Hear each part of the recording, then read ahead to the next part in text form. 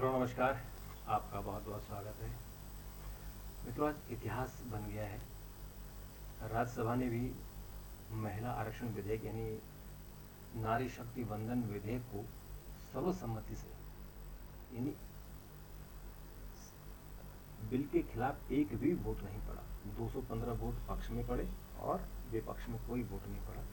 तो ये इतिहास का दिन है कि जिस राज्यसभा में 2010 में जब राज्यसभा में महिला आरक्षण विधेयक पास किया गया था, तो विपक्षी सदस्यों ने, जो रीजनल पार्टियां थी, उन्होंने मेज तोड़ दी थी, किताबें फेंक दी थी, स्पीकर के ऊपर कागज फेंके थे फाड़ फाड़ के, और फिर मार्शल ने उनको उठा उठा के बाहर फेंका था। फिर दरवाजा बंद करके उनको, हंगामा करने वालों को बाहर फेंका और ताकत के बल पर बिल को पास कराया गया। और आज आप देखिए कैसा समय बदला। एक भी चूं की आवाज नहीं आई। 215 के 215 सदस्यों ने पक्ष में मतदान किया और ये इतिहास बन गया कि महिलाओं के लिए अब विधानसभाओं और लोकसभा के लिए 33% आरक्षण तय हो गया। हालांकि यह आरक्षण अभी 2024 में नहीं मिलेगा, 2029 में मिलने की संभावना है। मिलेगा नहीं मिलेगा ये कंफर्म नहीं है, लेकिन 2029 में मिल सकता है, लेकिन 2034 में पक्का मिलेगा। क्योंकि अभी हमारे देश में 2021 की जनगणना नहीं हुई है और ये जनगणना होगी चुनाव के बाद, यानी 2024 के बाद। तो जनगणना और परिसीमन में लगभग 4 से 5 साल का समय लगेगा। तो अगर 5 साल लगे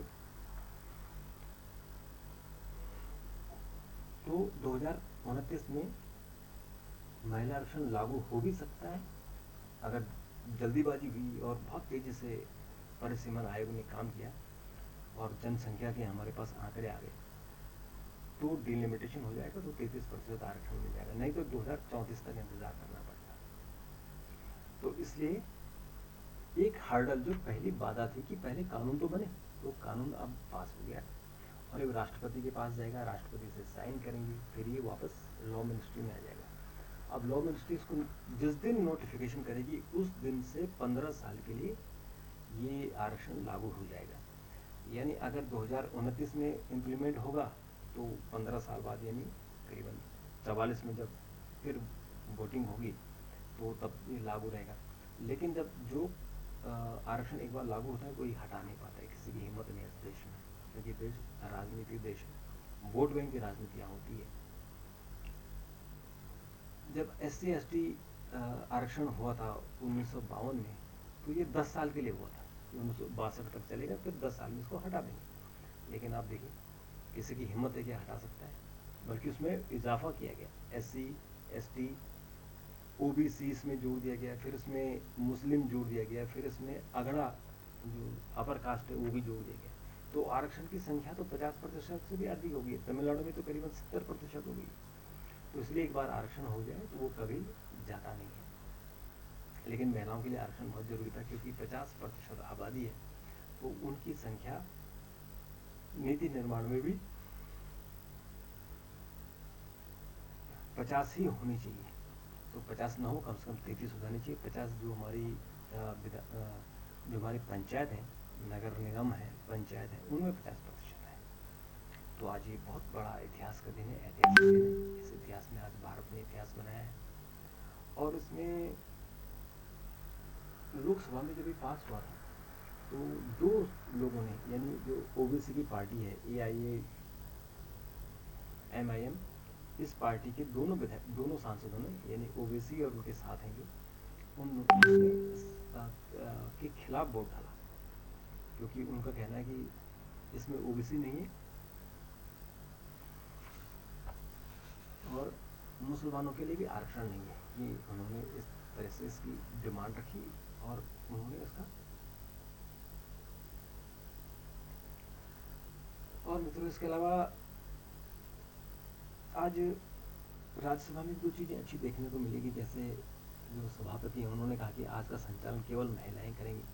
तो जो महिलाएं पीठासीन अधिकारियों की पैनल में नहीं है उनको भी बुलाया गया और उन्होंने भी कुछ देर बैठकर वहाँ से सत्ता चलाई। और इसके अलावा जो रिपोर्टर्स होते हैं, यानी जो टेबल ऑफिस के लोग होते हैं, उनमें भी आज सारी महिलाओं को बिठाया गया। वो भी एक आज उपलब्धि थी। तो आज पूरा महिला में था, संसद का माहौल, बड़ी संख्या में बसें भर भर के लोग आए हुए थे, महिलाओं को लाया गया था। और जो एनसीआर के सांसद हैं वो लेके आए थे, तो बच्चों को लाए हुए थे, जो छात्राएं हैं बड़ी संख्या में, महिलाओं को बड़ी संख्या में लाया गया था। तो गैलरियां भरी पड़ी हुई थी आज। तो ये खुशी का मौका है और उम्मीद करते हैं कि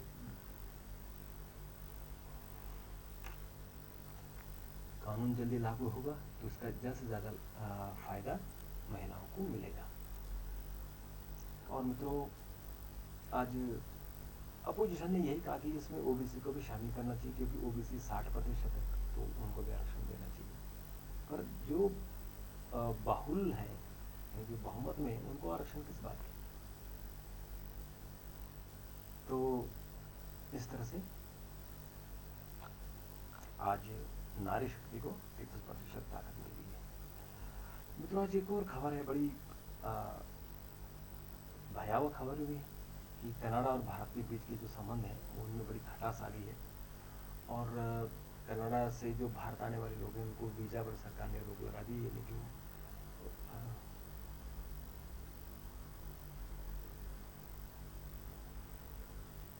क्योंकि जो मोस्ट वांटेड वहाँ गिरोह का सरगना है सुखा, वो मारा गया।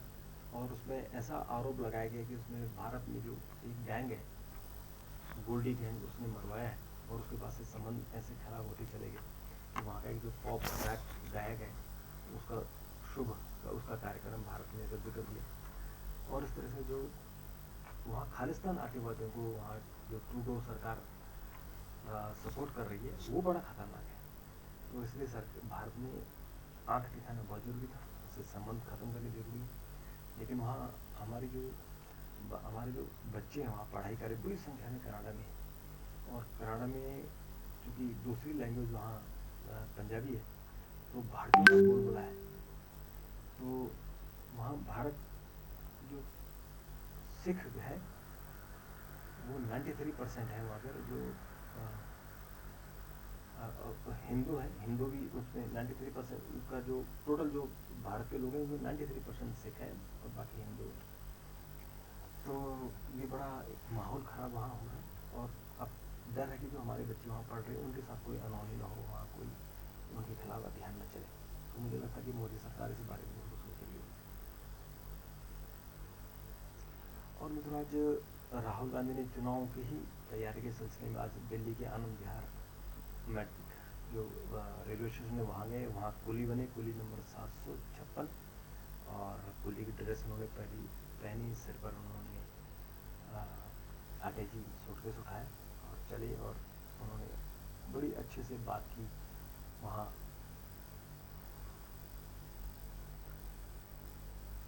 जो मजदूर कुली हैं उनसे बात की। उन्होंने कहा कि तुम्हारा सुख दुख जो भी है वो सब दूर करेंगे। तो बड़ा अच्छा रहा आज उनका जाना। और मित्रों, इसके अलावा आज एक और इंटरेस्टिंग खबर है कि आज जो उत्तर प्रदेश का ग्रेटर नोएडा है, वहाँ आज उत्तर प्रदेश का जो इंटरनेशनल ट्रेड शो हुआ और राष्ट्रपति ने उसका उद्घाटन किया। बड़ी संख्या में लोग वहाँ आए हैं, उद्योगपति आए हैं, बिजनेसमैन आए हैं। और यूपी बनाएगा देश को तीसरी सबसे बड़ी इकोनॉमी, ये आज मुख्यमंत्री ने कहा है। तो वाकई यूपी में इतनी ताकत है कि वो इसको बना सकते हैं। तीसरी शक्ति बनाने में यूपी की बहुत बड़ी भूमिका रहेगी। तो मित्रों, इसके अलावा पावर नहीं तो कैसे काम चलेगा। यानी अभी एक दिल्ली सरकार का जो सेंट्रल गवर्नमेंट का AQI है,